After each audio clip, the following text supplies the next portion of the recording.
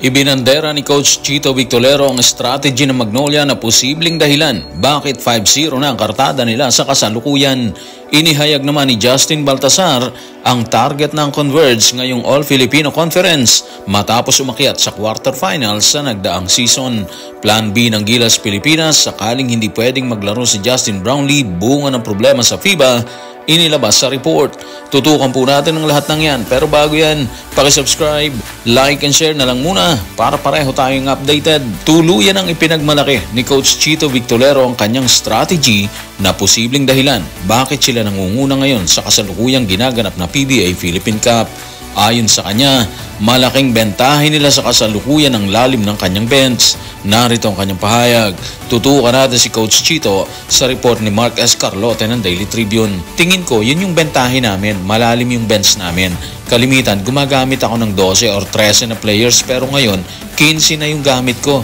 Tingin ko sa dulo o sa huling bahagi ng komperensya, maaaring makatulong sa amin ang pagkakaroon ng fresh legs. Meron kaming sistema kung saan kailangan namin ng bilis sa aming opensa at depensa.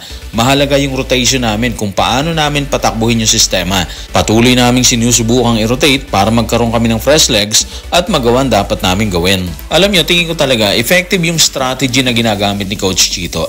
Fresh legs ang nagiging bala niya sa bakbakan, di ba? Kung dati 12 or 13, ngayong 15 na, nag-upgrade pa siya.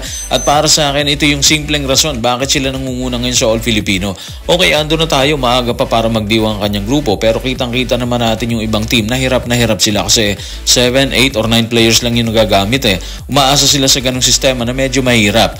Pagod na pagod yung players sa ganung style. While sa estilo ni Coach Chito, palit-palitan sila dyan. Walang pagod, walang hinihingal sa laban. At dahil malalakas ang mga players ni Coach Chito bunga ng pahinga, makikita mo talaga yung magandang resulta. Lahat kumakamada, nagpe-perform ng maganda. Sa isang team, kung saan estilo niya or pinangangalandakan niya kanyang depensa, pero gumagamit lang siya ng 9 or 10 players, mahirapan siya kung kalaban nila ang fresh na players mula sa bench. Babad kasi sila dyan. Pagod, kaya ang resulta, maiiwan lang siya ng kabilang kupunan. Siguro halimbawa natin yung bakbakan ng Magnolia at SMB.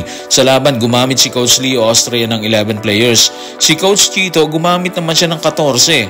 Overtime pa yun, ha? So, ibig sabihin, kitang-kita yung magandang resulta. Mahirap kalaban ng SMB kasi powerhouse yan sila eh. Pero kinaya ng Magnolia. Sikreto, hindi masyadong pagod ng players nila. 14 yung ginamit, 11 lang yung kay Coach Leo. Bukod sa Magnolia, malakas din ang dating ng kupunan ng Converge, Fiber Xers. Sa kasalukuyan, hawak nila ang kartadang 4-2 habang 5-0 ang Magnolia. Matatanda ang matinding nanalasa si Justin Arana at Justin Baltasar para sa Converge sa mga nakaraang laban. Kaya nang matanong ng media bakit ganito ang pinapakita nila sa team, ito ang naging kasagutan ni Justin Baltasar. Tutukan natin si Justin sa report ni Miguel Alfonso Caramuan ng ESPN. Ready lang kami lagi ni Justin Arana at pinagtrabahuhan namin yung mga double-double na yon dahil gusto naming manalo. One game at a time lang, hindi namin iniisip kung sino kalaban namin at gusto talaga ng team mahigitan yung quarterfinals namin last conference. In short, focus na focus po sila sa laban. Kahit sinong kalaban nila, hindi mahalaga sa kanila yon. Basta para sa kanila, andito tayo para lumaban at gawin ang lahat para manalo. Ang resulta, double-double na performance, tapos panalo pa sila sa laban.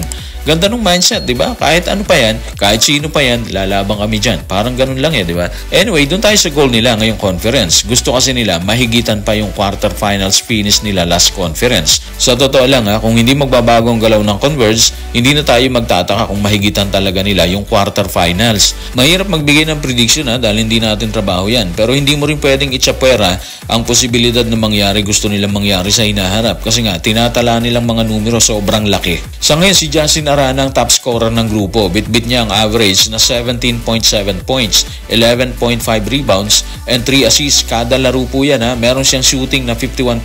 Grabe Tapos si Justin Baltasar, meron siyang average na 14.3 points, 13.8 rebounds, 2.8 steals at 1.2 blocks per game din po yan. Ang titigas nito, di ba? Double digit yung average nila. Ibig sabihin, nakarecord na ang 31 points nilang dalawa kada laro, kasama ang 24 rebounds nilang dalawa.